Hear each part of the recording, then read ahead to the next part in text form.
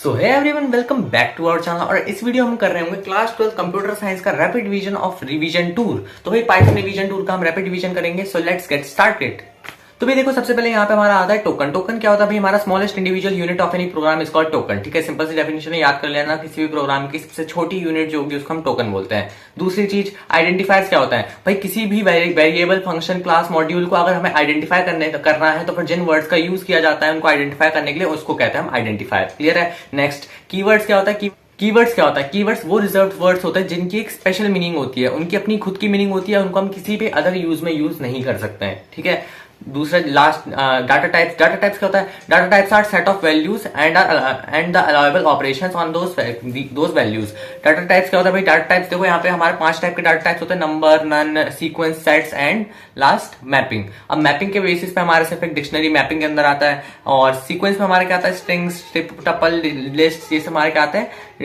Sequences में आता है। लास्ट हमारा नंबर्स क्या होता है? हमारे इंटीजर, फ्लोट, कॉम्प्लेक्स, ये हमारे नंबर्स होते हैं। भाई सीक्वेंस के हमारे जो स्ट्रिंग, टपल, लिस्ट और जो डिक्शनरी है, ये सब कुछ हम इसी वीडियो में कवर कर रहे होंगे। ऑपरेटर्स क्या होता है भाई? आपको पता होना चाहिए ऑपरेटर्स कितने टाइप के होते हैं: अरिथमेटिक, लॉजिकल, रिलेशनल, ठीक है, और असाइनमेंट, बिटवाइज, आइडेंटिटी, मेंबरशिप, ये सब हमारे ऑपरेटर्स होते हैं। क्या क्या होते हैं, कौन कौन से ऑपरेटर्स होते हैं, आपको इनको याद कर लेना है, क्योंकि डायरेक्ट हो सकता है एमसीक्यू में क्वेश्चन आ जाए कि भैया ये जो ऑपरेटर है कौन सा ऑपरेटर है। 4 ऑप्शन देगा कि भाई ये वाला, ये वाला, ये वाला, अरिथमेटिक है, लॉजिकल है, बिटवाइज है, या फिर आपका असाइनमेंट है। तो फिर आपको पता होना चाहिए कि भाई ये कौन सा ऑपरेटर है। ठीक है, नेक्स्ट पे देखते हैं।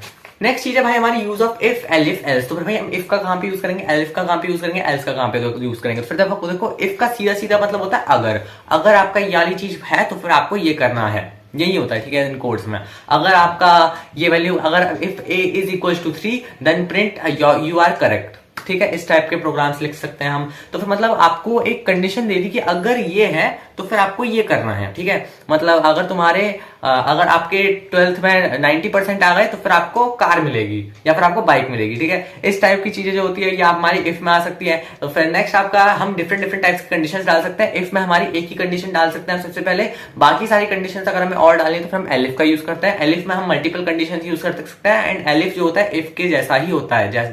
जैसा एलिफ का यूज है सेम वैसी इफ का यूज है। जैसे इफ में इफ लिखने के बाद कंडीशन डालनी होती है, वैसे एलिफ में एलिफ लिखने के बाद कंडीशन डालनी होती है। उसके बाद प्रिंट क्या करना है या फिर कोई भी चीज एग्जीक्यूट करनी है तो फिर वो लिखनी होती है। लास्ट में हमारा एल्स क्या होता है? एल्स का मतलब होता है वरना। ठीक है, अगर इन सब में से कुछ भी नहीं है तो फिर लास्ट में आपको ये कर देना है।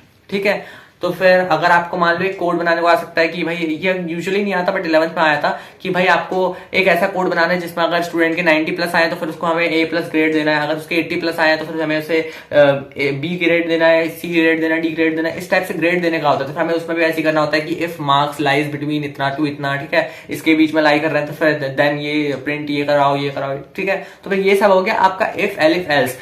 वाइल और फॉर लूप। भाई वाइल लूप क्या होता है? देखो लूप थोड़ा सा टेंशन लगता है कई स्टूडेंट्स को। तो फिर लूप में क्या होता है भाई? हमारा एक ही चीज को बार बार रन करने को हम कहते हैं लूप। मतलब एक सेट ऑफ कोड्स है, इन्हीं को अगर हम बार बार रन कराना चाह रहे हैं दैट इज कॉल्ड लूप। 2 तरीके से कर सकते हैं, एक होता है फॉर, एक होता है वाइल। ठीक है, पहले वाइल देख लेते हैं। वाइल में क्या होता है भाई? हम a is equal to 3 execute the statement until the condition is true. जब तक कंडीशन ट्रू नहीं हो जाती तब तक ये इसको एग्जीक्यूट करता रहता है। जैसे कि भाई यहाँ पे हम बता दें a इज इक्वल टू 3 है, तो फिर जब a इज इक्वल टू 0 से बड़ा होगा तब तक आपका क्या होगा? a प्रिंट होगा, और a is equal to a-1 होता रहेगा। देखो जब तक आपका a जो है 3 से बड़ा होगा तब तक आपका a-1 होता रहेगा।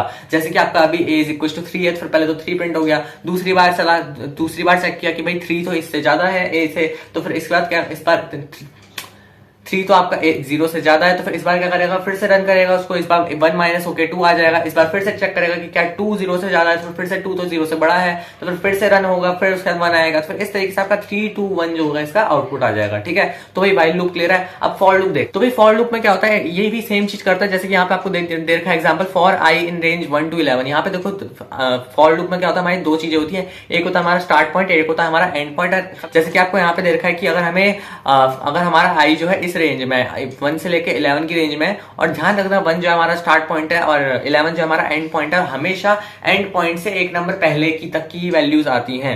ठीक है, यहाँ पे जैसे कि आपको पता है एंड पॉइंट है प्रिंट आई करना, तो यहाँ पे आई जब तक हमारी इसकी रेंज में रहेगा, जब तक हमारा 1 से लेके यहाँ पे हमारे 10 तक सारे नंबर्स प्रिंट हो जाएंगे। समझ में आ रहा होगा आपको? जिसकी पहले 1 प्रिंट होगा, जब तक ये कंडीशन 11 तक नहीं पहुंच जाती तब तक ये सारे प्रिंट हो जाएगा। 1 फिर 2 फिर 3 फिर 4, इस तरीके से 10 तक सारे प्रिंट हो जाएंगे, और 11 नहीं प्रिंट होगा क्योंकि लास्ट वैल्यू नहीं लेंगे।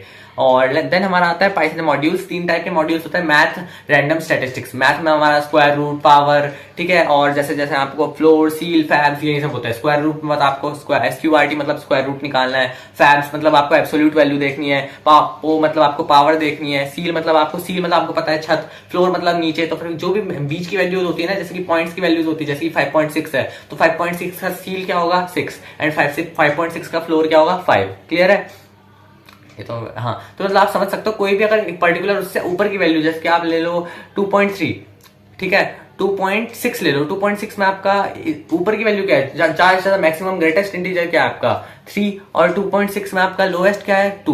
तो फिर ये हो गया आपका इसी तरीके से, ठीक है। और आपका सील हो गया, फ्लोर हो गया, समझ गए आप। रैंडम में क्या, रैंडम आपके 3 है, रैंडम, रैंड आईएनटी और रैंड रेंज। रैंडम क्या करता है भाई, 0 से लेकर 1 तक की कोई भी वैल्यू प्रोवाइड कर सकता है, कोई भी आपको कह सकते हैं कि फ्लोट प्रोवाइड कर सकता है, ठीक है। और यहाँ पे आपको ये बात है कि यहाँ पे हमारा 0 तो प्रिंट हो सकता है बट 1 तक कभी भी नहीं पहुंचेगी वैल्यू, हमेशा 1 से कम होती है। नेक्स्ट आपका यहाँ पे रैंड आईएनटी में भैया आप आप लिख देते हो कि यहाँ पे आपको कितने के बीच में चाहिए, स्पेसिफाइड रेंज बता देते हो, बट यहाँ पे हमारा जो एंड पॉइंट होगा, जैसे कि आपने लिख दिया कि 1 2 हमें 1 से लेकर 1,10 लिख दिया आपने, तो फिर आप सोचोगे कि भाई हमारा रैंडम नंबर में 10 भी इंक्लूड होगा, बट ऐसा नहीं होगा। यहाँ पे हमारा एंड पॉइंट इंक्लूडेड नहीं होता, ठीक है। यहाँ पे आपको 1 से लेकर 9 तक की आउटपुट मिलेगा, 10 देखने को नहीं मिलेगा। जब आप रैंड रेंज का यूज करोगे वहां पे आपको 1 से लेकर 10 तक की सारी वैल्यूज देखने को मिलेंगी। तो ये हो गया रैंड आईएनटी और रैंड रेंज सेम है, सेम तरीके से रेंज डालनी है। बट यहाँ पे क्या, रैंड रेंज में क्या आपकी लास्ट वैल्यू जो होती है एंड पॉइंट वाला भी प्रिंट हो सकता है, वो वाला भी रैंड काउंट होता है, और आपका रैंड आईएनटी में जो है एंड वाला काउंट नहीं होगा।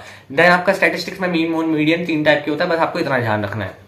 नेक्स्ट चीज हमारी लिस्ट, टपल और डिक्शनरी, और लास्ट में हमारा स्ट्रिंग्स। तो देखो भाई लिस्ट क्या होता है, लिस्ट आपको पता है भाई, हम स्क्वायर ब्रैकेट्स में लिखते हैं, कुछ एलिमेंट्स लिखते हैं, उसको लिस्ट कहते हैं। ये हमारा म्यूटेबल होती है और ये हमारा ऑर्डर सीक्वेंस होता है, बस यही चीजें याद रखनी है और एक एग्जांपल आपको ध्यान में रखना है। और टपल्स क्या होता है, इम्यूटेबल होते हैं और राउंड ब्रैकेट्स में डिनोट करता है इनको, ठीक है। और बाकी इसमें यही सब कुछ है, और ये भी हमारा ऑर्डर सीक्वेंस होता है। डिक्शनरी जो होता है ये हमारा अनऑर्डर्ड होता है, ठीक है, और यहाँ पे हमारा म्यूटेबल होता है बट ये अनऑर्डर्ड होता है, और साथ में ये की वैल्यू पेयर में एग्जिस्ट करता है, मतलब एक की दे रखी होगी उसका कॉलन में एक वैल्यू दे रखी होगी, इस तरीके से होता है। देन आपका स्लाइसिंग क्या होता है, स्लाइसिंग मतलब होता है भाई किसी भी एक कोई भी एक स्ट्रिंग दे रखा है या फिर आपका कोई भी एक लिस्ट दे रखी है, उसको अगर हमें स्लाइसिंग करनी है, हमें यही वाला स्टार्टिंग के 3 एलिमेंट चाहिए या फिर एंड के 3 एलिमेंट चाहिए, वो सब कुछ हम स्लाइसिंग की मदद से कर सकते हैं। अगर किसी भी एक लिस्ट का या फिर बड़े वाले पार्ट का अगर हमें छोटा सा पार्ट चाहिए, दैट इज हमें स्लाइसिंग के थ्रू हो जाएगा। लास्ट में हमारा स्ट्रिंग्स क्या होता है, स्ट्रिंग में हमारा भाई ये भी इम्यूटेबल होता है, ठीक है। इम्यूटेबल आपको ध्यान रखना है, 2 चीज आपकी इम्यूटेबल है, क्या क्या, टपल और एक स्ट्रिंग, दोनों इम्यूटेबल होते हैं, और लिस्ट और डिक्शनरी दोनों के दोनों म्यूटेबल होते हैं। क्लियर है। स्ट्रिंग्स क्या होता है भाई, स्ट्रिंग्स आपको पता है कोई भी चीज को अगर हम कॉलम अगर हम